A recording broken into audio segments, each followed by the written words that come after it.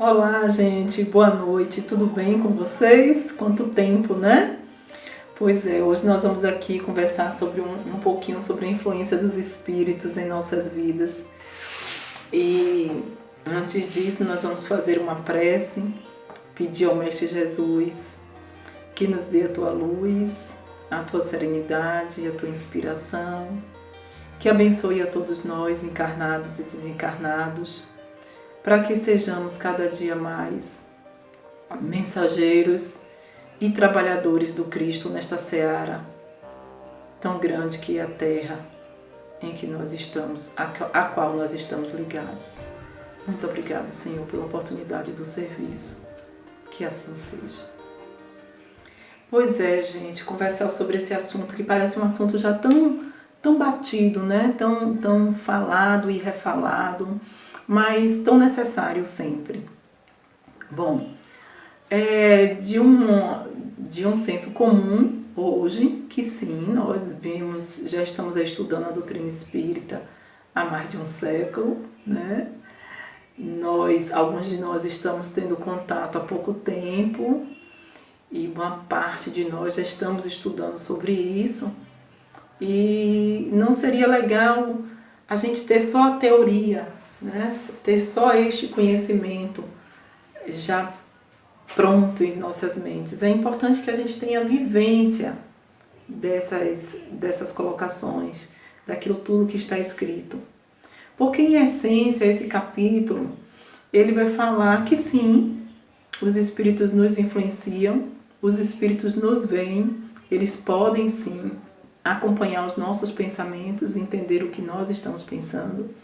Eles podem nos ajudar, caso essa seja a essência deles, como podem também tentar nos atrapalhar, caso seja também a vontade.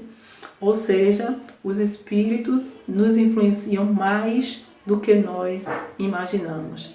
Podem nos trazer intuições positivas ou negativas. Bom, esse é um cenário meio que já conhecido e sabido, né, por grande parte de nós. Mas tem uma outra coisa que no capítulo 9 do Livro dos Espíritos é muito presente, que é quando ele diz que os espíritos podem fazer isso, mas que a responsabilidade de dar espaço para eles é nossa. Que somos nós que nos afinamos, que eles vão tentar, que eles vão orientar, que eles vão buscar fazer essa influenciação, mas que somos nós que vamos acolher ou não.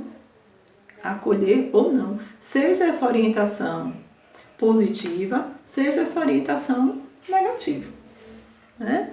Então, veja bem, a responsabilidade no final das contas é nossa.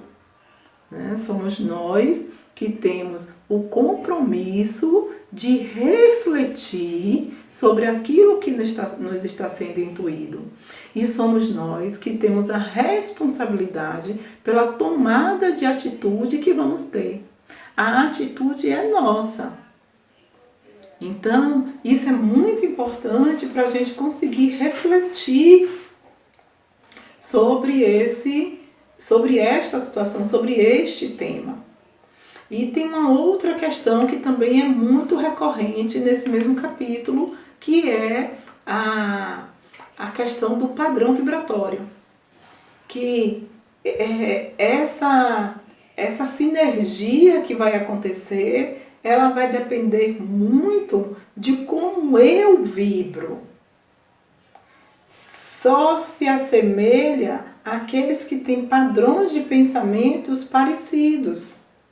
E só permanecem aqueles cujos padrões de pensamentos também são parecidos.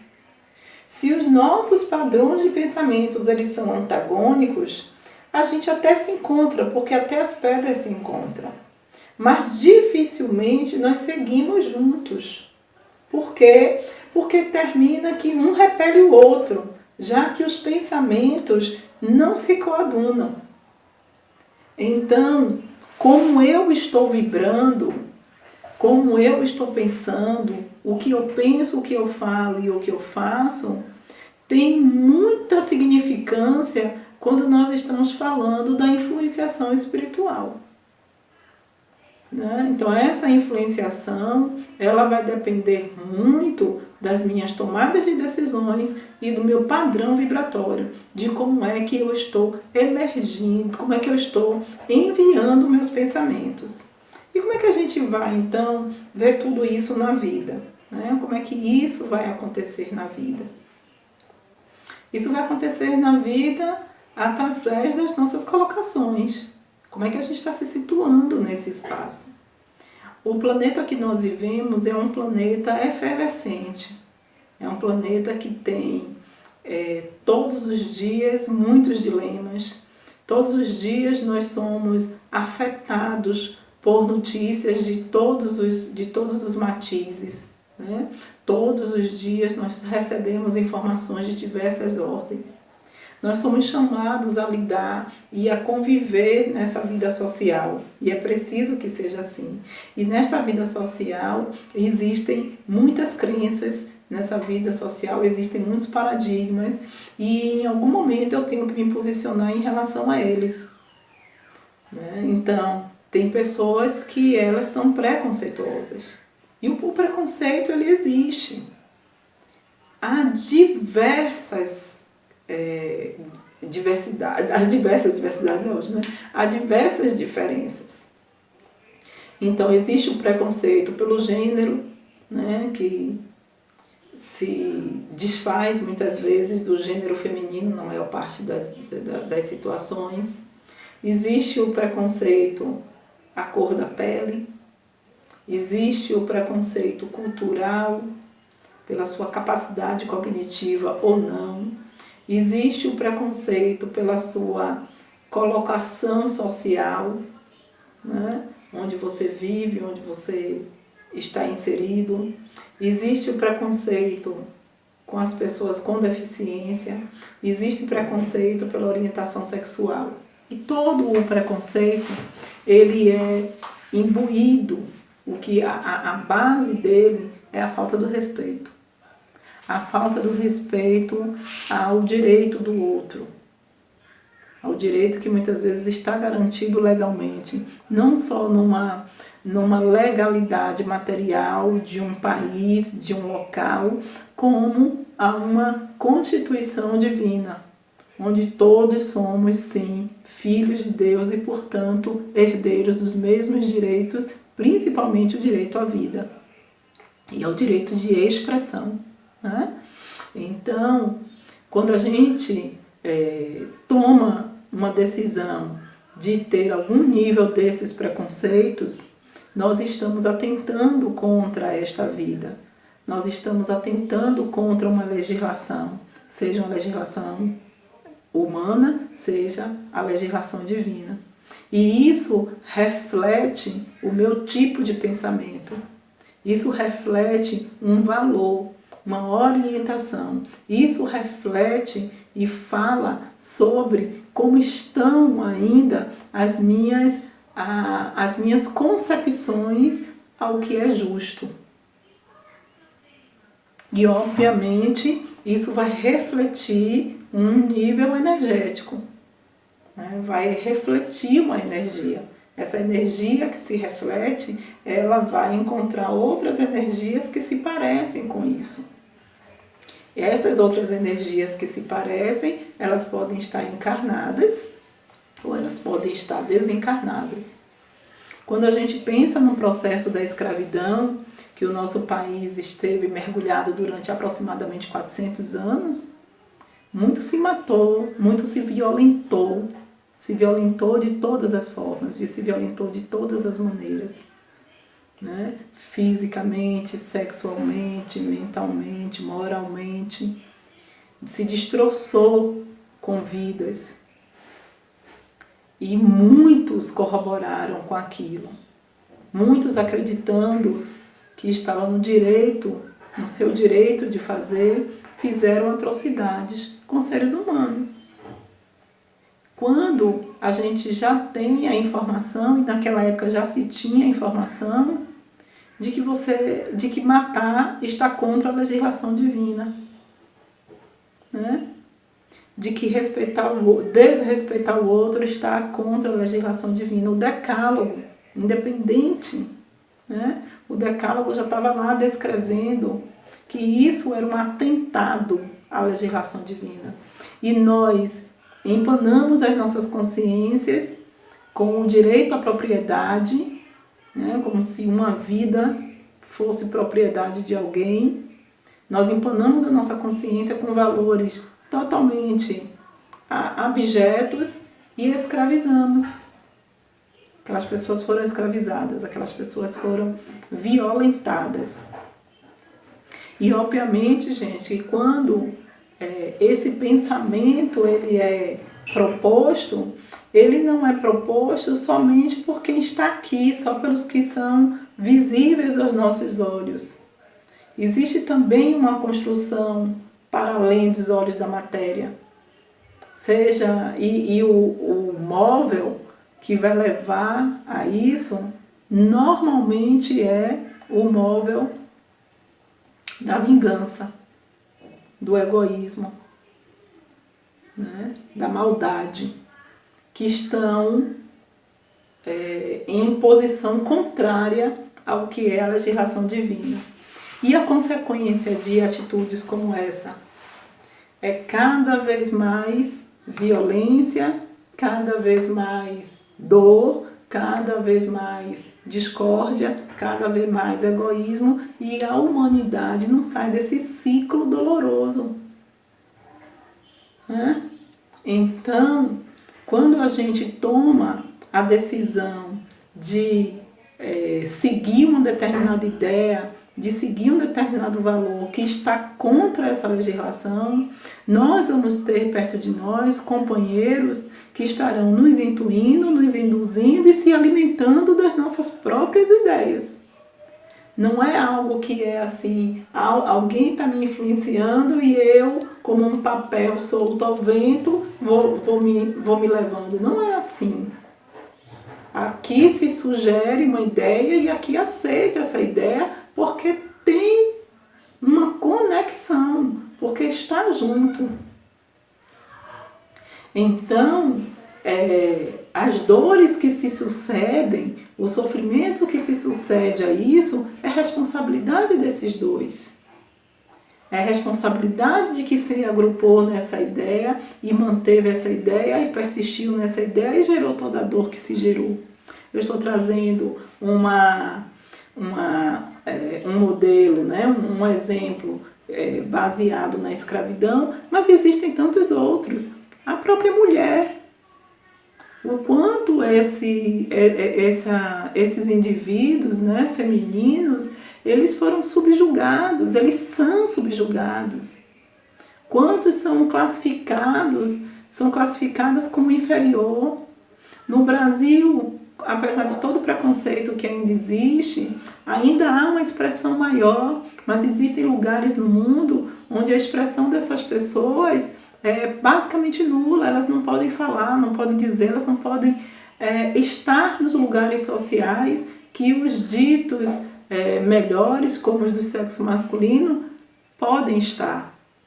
E isso é uma agressão, e isso é violência. E isso vai gerar dor, e essa dor vai perpetuar. Ela vai se perpetuar.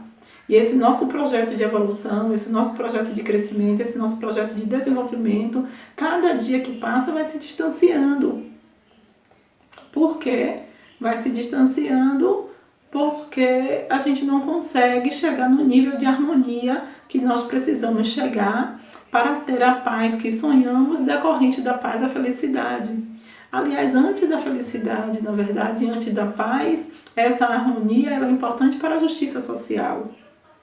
Porque enquanto não há justiça social, não tem como se falar em paz, não tem como se falar em felicidade. E sempre que os direitos de qualquer pessoa, né, de qualquer sujeito, ele é castrado, ele impede a evolução em qualquer ponto do planeta, em qualquer ponto da vida. Quando um direito é castrado, esse é um impedimento à felicidade individuais, as felicidades individuais e a felicidade coletiva. Né? Então, a nossa responsabilidade com que nós nos agregamos, a responsabilidade com que nós pensamos e com que nós nos deixamos levar, ela é muito grande, ela é muito séria. E a gente não pode fazer uma leitura das determinações divinas, estejam elas nos livros que estiverem, né? Seja na Bíblia, seja no Alcorão, seja no Evangelho segundo o Espiritismo, nós não podemos fazer essas leituras sem trazer estas verdades para o campo social, para o campo da vida prática, né? Então, aquilo que eu faço é influenciado, sim, é influenciado, mas até que ponto eu estou corroborando com isso, até que ponto eu estou ajudando nisso e quais são as consequências disso? Porque quando a gente fala dos karmas, né, e nós falamos muito de karmas coletivos, a gente fala dos karmas individuais como se fosse uma coisa determinística, mas na verdade ele não é tão determinístico porque partiu de uma escolha.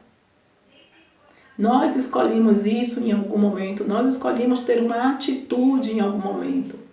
E aquela atitude vai refletir, vai gerar uma resposta, e se essa resposta é negativa, eu tenho responsabilidade sobre isso. As pessoas com deficiência, que são quase sempre motivos de piada, né? Os programas humorísticos, por muito tempo, utilizaram as pessoas com deficiência para rirem delas. Então, o aleijadinho, o ceguinho. Quantos programas nós assistimos que o maluquinho, que isso era um padrão de riso? Desde quando, né? Rir da dor do outro é engraçado. E se a gente cresce e se estimula com isso e acha isso e normaliza isso, então nós precisamos compreender que isso vai ter uma consequência, essa consequência vai gerar dor. E muitas vezes aqueles espíritos que estão antenados e que se comungam com esse pensamento estão ali estimulando.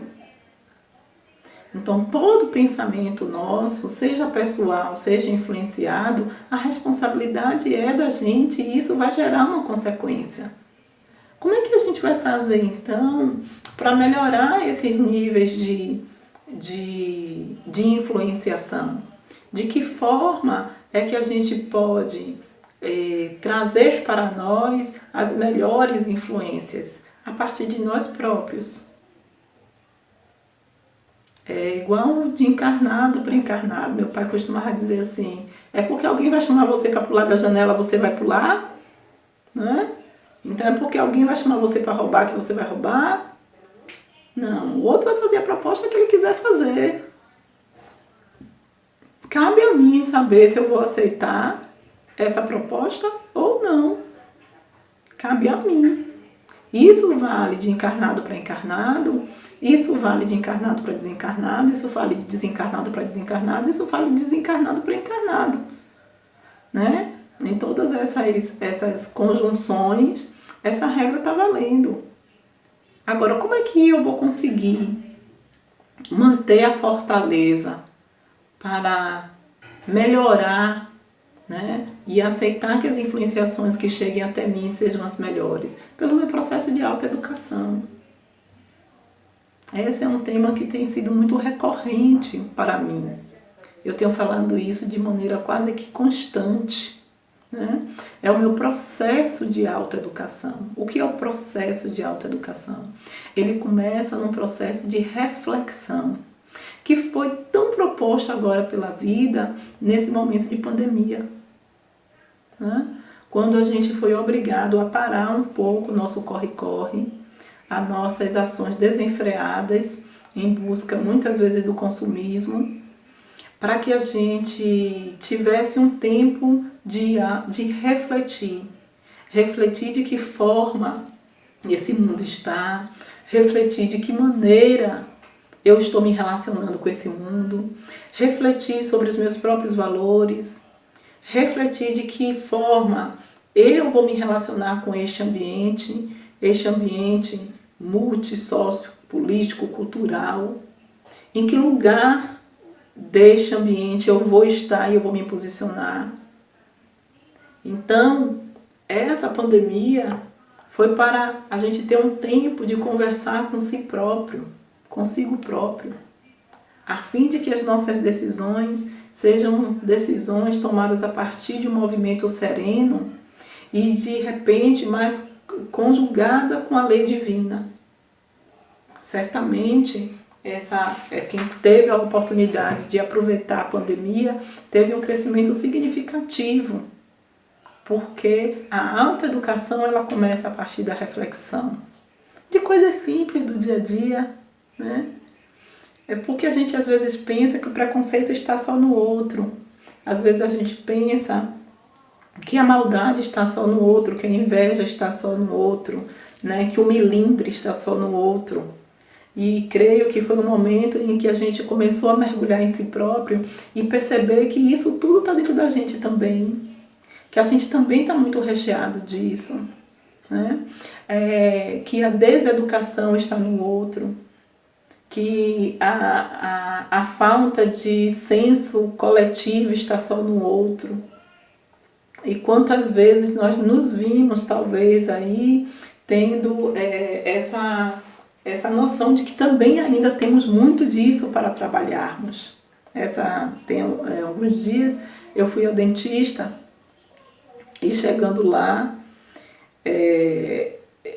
vinha a moça primeiro, me atendeu, uma atendente, tal, perguntar algumas coisas, me deu uma ficha para preencher e depois mandou eu entrar numa sala que ainda não era a sala onde tinha a cadeira do dentista, era uma antessala.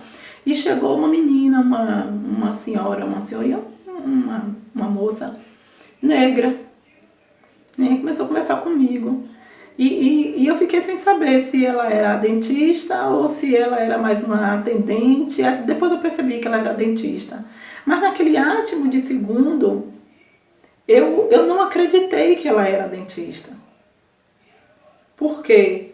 Porque o número de pessoas, de dentistas negras, é muito pequeno. É muito pequeno.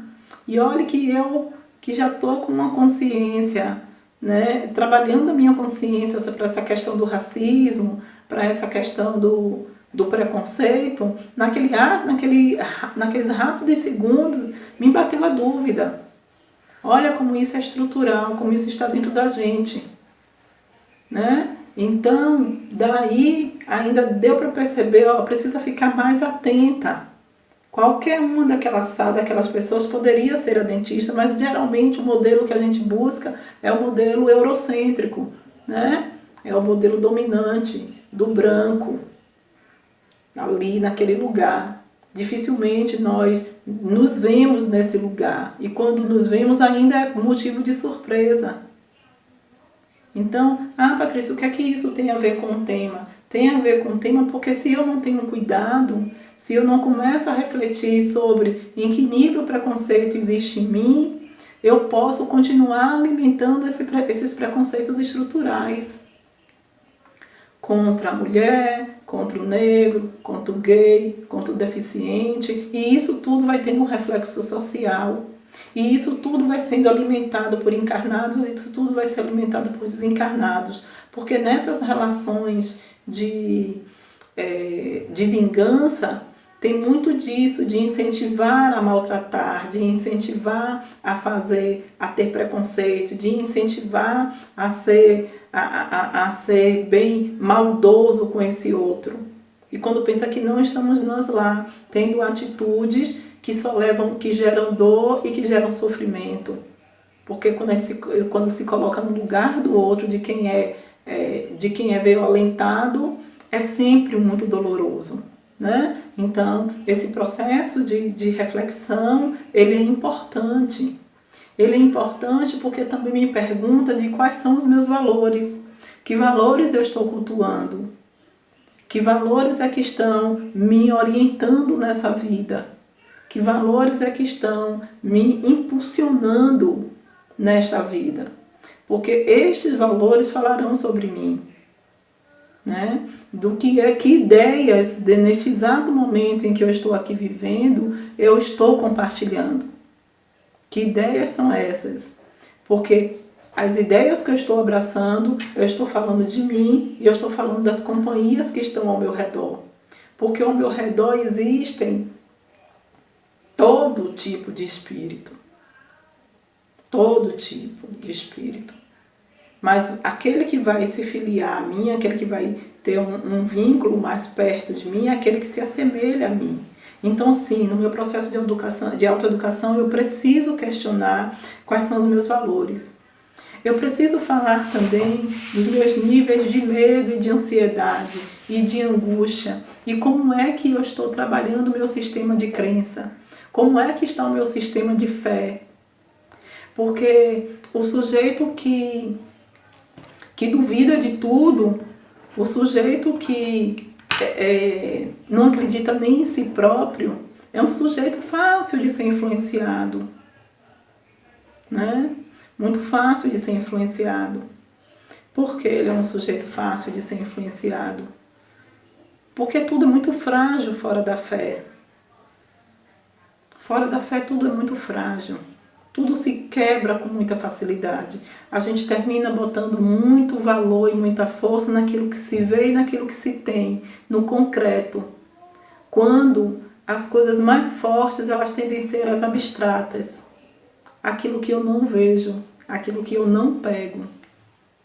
Os sentimentos de alto escalão, como a amizade, como o amor, como a confiança, são coisas que você vai precisar tempo de construir, você vai precisar sentir.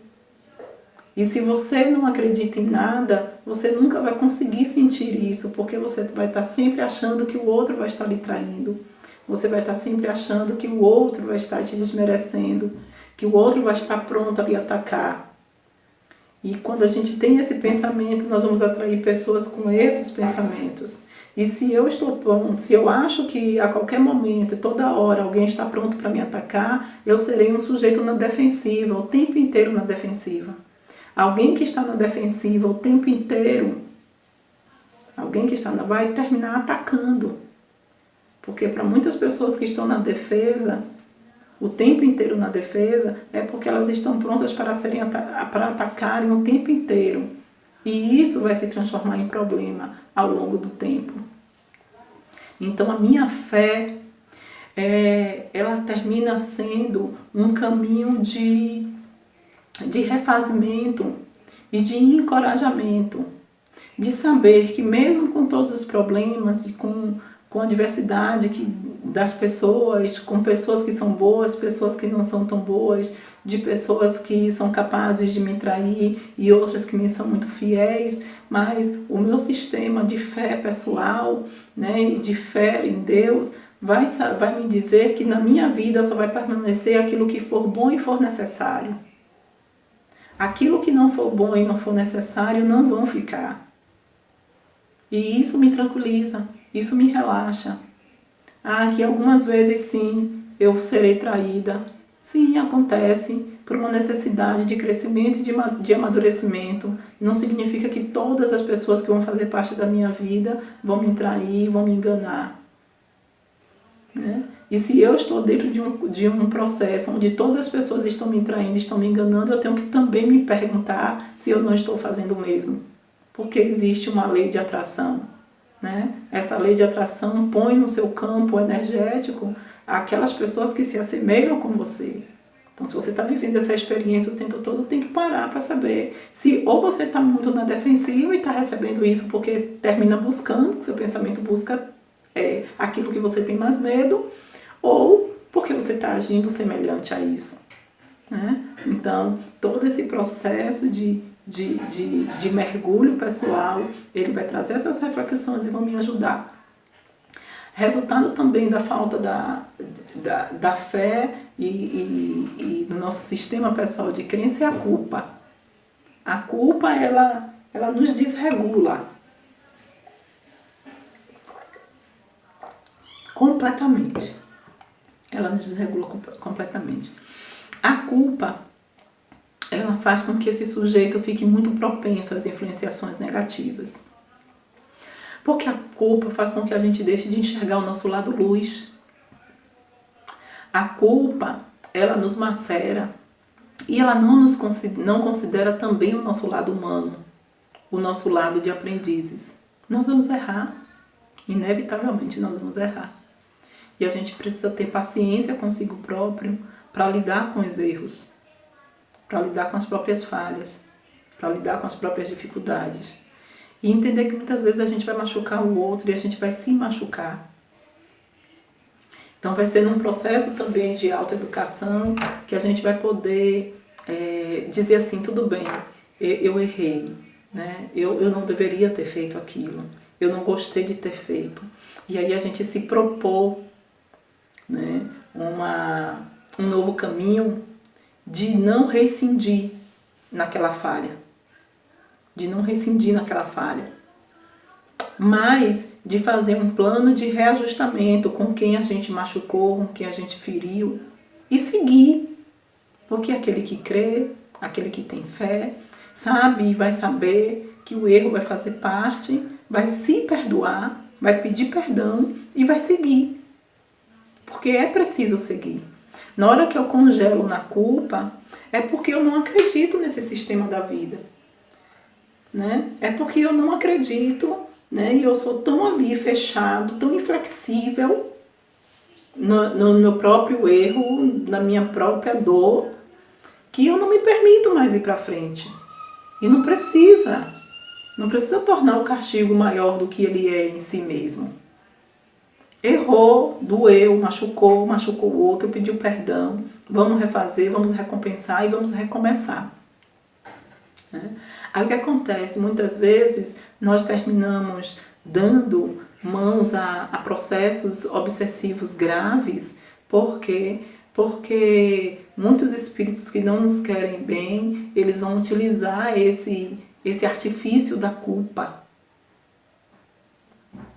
Ele vai usar o artifício da culpa para que você se sinta diminuído, para que você se sinta menor, para que você não se sinta merecedor do perdão, para que você não se sinta merecedor, né, da luz de novo. E você é. E nós somos. Nós só erramos. Podemos até ter errado bem feio. Mas Deus já vai dar a gente conforme a nossa necessidade. A gente não precisa piorar o castigo.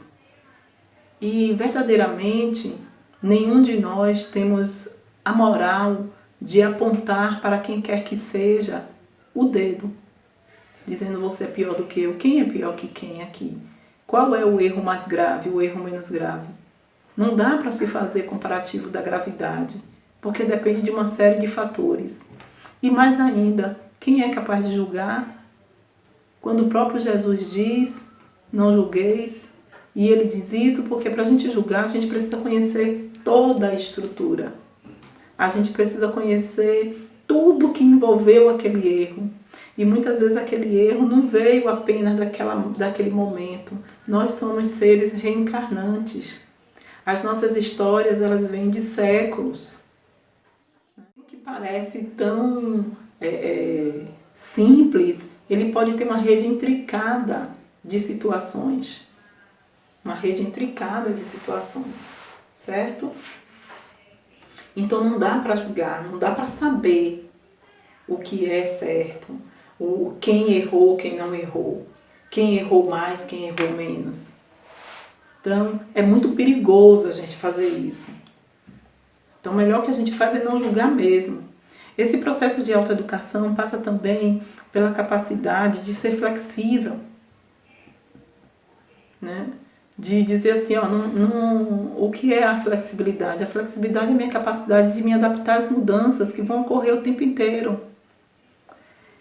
E aceitar as mudanças, aceitar o que nos vem, aceitar o que nos é direcionado, cai muito na relação da obediência e da resignação, que são dois fatores essenciais para o nosso crescimento, para a nossa construção. Porque a obediência e a resignação são dois critérios para quem vai lidar com as frustrações. O que é a frustração? A frustração é quando a gente recebe os nãos da vida, ou quando a gente tem que dizer nãos, mesmo querendo dizer sim. Isso é a frustração. E a frustração dói. E a frustração machuca. E a frustração pode gerar raiva. E a frustração pode gerar mágoa. pode gerar tudo isso. E esses sentimentos, eles podem ser estimulados cada vez mais. E cada vez mais gerar dor. Quando a gente aceita aquilo que nos vem, de uma forma às vezes nos parecendo torta, que parece que Deus esqueceu da gente, ou Deus está nos castigando, ou está nos maltratando, né? Esse é um raciocínio muito, muito pequeno, porque Deus de fato não deseja isso pra gente.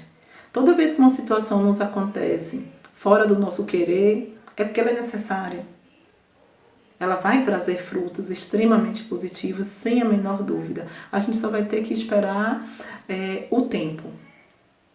Porque tem coisas que só o tempo vão nos dizer o porquê e o para quê daquela situação.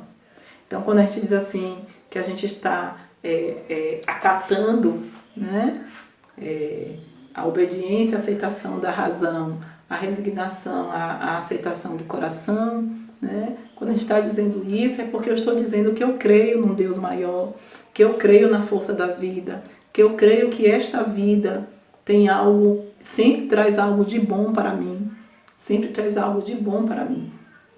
E, portanto, aquilo que me acontece também vai ser algo de bom. Aí sim, eu construo um padrão diferente em torno de mim. Eu sei que aquilo está me doendo, que aquilo está me machucando, mas eu sei mais ainda que tem algo superior. Esse tipo de postura, esse tipo de comportamento, esse tipo de vivência, ela traz para o nosso entorno outro tipo de espírito. Quem são os espíritos que vão estar ao lado de alguém que reconhece a superioridade divina, de alguém que reconhece que a vida só traz para cada um aquilo que é necessário, para aquele que deposita em Deus mais fé do que até em si próprio? Qual é a companhia que ele vai trazer? Ele vai trazer a companhia de espíritos que vão estar ali também estimulando cada vez mais nessa fé. Espíritos que admiram a postura de uma pessoa que, mesmo machucada, vai dizer assim, poxa, essa pessoa tem uma fibra. Porque a aceitação, a obediência e a resignação, a fé e a caridade, elas constroem uma fibra, sabe, espiritual muito forte. A gente passa a ter uma tenacidade. Aí já não é qualquer ideia, não é qualquer coisa que nos derruba. As provas vêm, mas a gente começa a se manter firme naquele caminho, naquela proposta, porque a gente começa a ter essa grata ideia de que sim, Deus existe e Deus é bom. E Deus só vai mandar para mim aquilo que é necessário e importante para o meu crescimento, para o meu desenvolvimento. Então, o nosso intelecto, que vai se expressar a partir da criatividade, né? E a criatividade vai ser a capacidade de eu dar soluções àquilo que está me gerando angústia, àquilo que está me gerando dor. E estes espíritos nobres, eles vão utilizar esse canal também para nos intuir, também para nos ajudar. Vejam bem, ainda assim é uma escolha nossa. Eles estão ali nos ajudando porque a gente também permitiu, porque a gente também abriu espaço, mas porque o meu exercício pessoal, né, de permanecer na fé, de permanecer no bom caminho, de permanecer na boa escolha foi decisivo, né, para que estes espíritos estivessem ali. E aí as ideias vêm, mesmo quando a situação continua difícil, o meu nível de serenidade, ele se mantém. Então são pessoas que a gente olha assim e diz, meu Deus, a vida da pessoa está toda atrapalhada e a pessoa está nessa paz. E a pessoa vira para você, não, Deus proverá, Deus vai ajudar, eu tenho muita fé. E todo dia a pessoa vai ali um pouquinho, quando pensa que não, a vida dessa pessoa começa a se organizar. Por que ela começa a se organizar? Né? Porque, claro, Essa pessoa está construindo isso. Agora a gente precisa imaginar também que a nossa vida ela não se fecha na vida material, né? Ela não se encerra aqui. Existe uma vida para além. Então, nem toda a construção ela vai ser sentida e percebida somente neste espaço, embora na maior parte das vezes a gente vai sentir aqui. Por que a gente vai sentir aqui? Porque se do ponto de vista material pode não estar tudo do jeito como se imagina que se devesse estar, mas do ponto de vista espiritual, a pessoa pode vivenciar a paz encarnada, mesmo neste planeta. Mesmo neste planeta. E a presença desses amigos, né, espirituais que vão dando força, que vão dando coragem, que vão dando ânimo, né, que vão dando ideias, que vão sugerindo, elas começam a ser tão presentes, né, que a gente começa a experimentar assim um nível de felicidade. Aí de repente você, poxa, eu tive um sonho que disse tal coisa, eu tive uma ideia, né?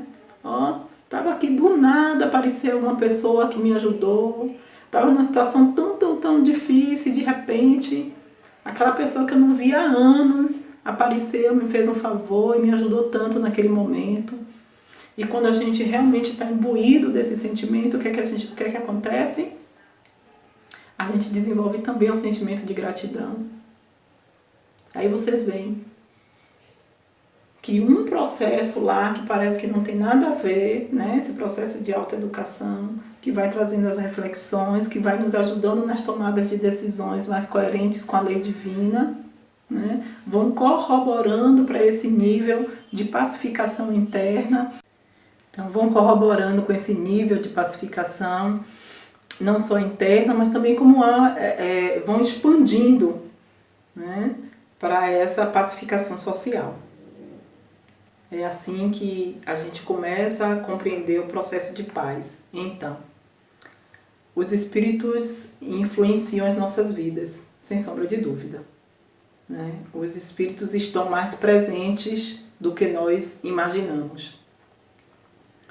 Com que ideia e com que espíritos nós estaremos caminhando mais frequentemente depende exclusivamente das nossas decisões. Dessa coragem de tomar a decisão pelo que é melhor, pelo que é de acordo com a lei divina, com aquilo que seja mais justo. E é muito importante, por que eu falo coragem? Porque às vezes todo o sistema, eles estão nos levando para um caminho, né? Mas esse caminho nem sempre é alinhado com aquilo que é certo. E aí a gente vai ter que ter a coragem de quebrar um pouco ou bastante com o que está socialmente aceito. Né? Por quê? Porque os prejuízos que vêm disso ou que virão disso serão significativos. Então, eles estão aí, eles fazem parte desse movimento. Essa sociedade humana está muito longe de ser somente sociedade humana encarnada, né? Uma sociedade humana que tem encarnados e desencarnados nesse movimento mesmo, de idas e vindas, de influenciação mútuas, mas que a gente tenha na nossa essência, né, os mandamentos, as orientações daqueles que são os baluartes da evolução, daqueles que trouxeram a mensagem de qual era o caminho, o melhor caminho para a gente se aproximar de Deus. E esse melhor caminho para se aproximar de Deus é este caminho que a gente precisa seguir. E nisso não há dúvidas. Quando o Mestre Jesus diz que Ele é o caminho, a verdade e a vida. Né? Quando o Mestre Jesus diz que ninguém chega ao Pai senão por Ele. Quando Ele traz vários modelos e várias orientações e várias sugestões, né, de qual é o melhor caminho a se tomar. E por mais que sejam difíceis as propostas de Jesus, elas com certeza são aquelas que nos levarão a um nível de serenidade e de paz inigualável. A humanidade vem experimentando outros caminhos há milênios e até hoje a humanidade não alcançou a paz que tanto se deseja. Talvez, aliás, certamente, está na hora da gente experimentar de verdade, de forma mais profunda, o caminho que o Mestre propôs. Do tem bom ânimo, do não julgueis, do só faça aos outros o que gostaria que fizesse a você, né? Da comiseração e da paciência, da solidariedade, da caridade, da justiça, do amor a Deus e do amor ao próximo. Essa linguagem do amor, ela precisa começar a ser exercitada, deixar de ser tão romantizada como algo inacessível e passar a ser praticada, vivenciada nas pequenas coisas, nas pequenas decisões. Naquelas decisões que muitas vezes nos angustiam, mas que são as certas. Perdoar. Perdoar não é simples e não é fácil, mas é extremamente necessário. Porque é exatamente a falta do perdão que está levando a humanidade há milênios a viver dentro de uma contenda que nunca se acaba, que nunca se termina e nunca nós chegamos a esse mundo de paz que tanto almejamos. Então, vamos experimentar a partir de agora, no nosso dia a dia, da forma que a gente puder, um pouquinho a cada dia, pequenas doses de amor todos os dias, pequenas doses de paciência, de tolerância, de respeito, todos os dias. E à medida que a gente for se acostumando com esses sentimentos, nós vamos ver também chegar espíritos que têm sintonia com esses sentimentos. E numa grande corrente, num grande exercício, nós vamos poder modificar o nosso ambiente, modificar nossa cultura, abrir mão dessa cultura que machuca, abrir mão dessa cultura que maltrata, abrir mão dessa cultura que desconfia de tudo, de todos, para construir novos paradigmas, né? Com esses valores que nós achamos bonitos, certos, corretos, e que a gente quer que ele faça parte da nossa vida. Vamos fazer isso? Vamos construir todo dia um pouquinho?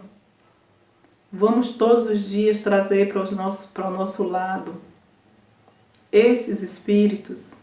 Vamos escolher a companhia deles para que eles também nos escolham e nessa troca a gente faça um compromisso, um combinado de sermos felizes.